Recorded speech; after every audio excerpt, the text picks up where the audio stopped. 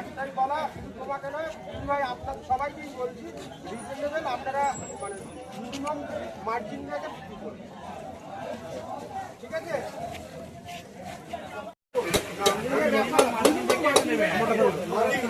বর্ষাকাল আমার 110 টাকা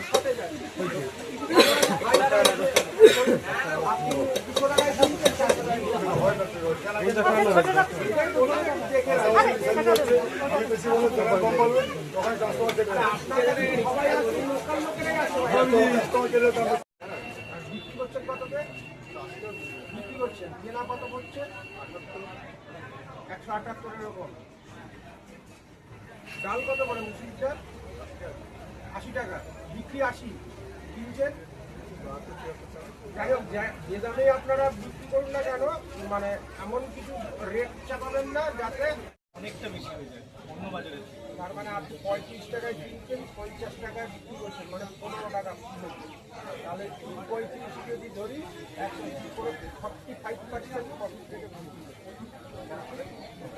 আমি সেটা বলছি না, যতটা পারবেন মিনিমাম প্রফিটটা কাপড়টা জলে ভিজিয়ে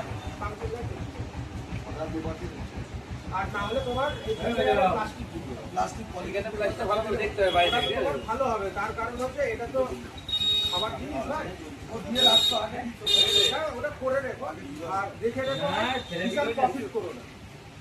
যে 600 টাকায় কিনলে কিলো দেখা গেল আর তুমি 800 টাকায় বিক্রি করছো।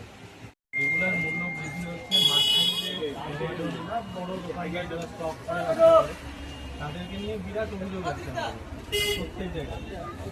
এটা নিয়ে কিন্তু চারিদিকে এখন ধরপাকড়ও চলছে।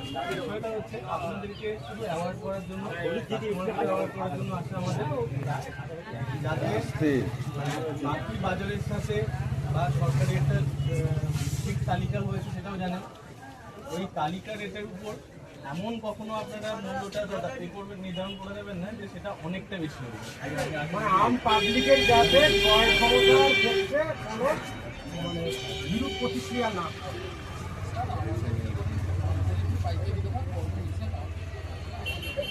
না, ওইটা আমাদের আপনাকে একা বলছি না, এটা আপনাকে বলা মানে সবার উদ্দেশ্যেই বলা। মিনিমাম প্রফিট রাখবে আর প্রোডাক্টগুলো যাতে ভালো, যেমন যেমন অনেকের জায়গায়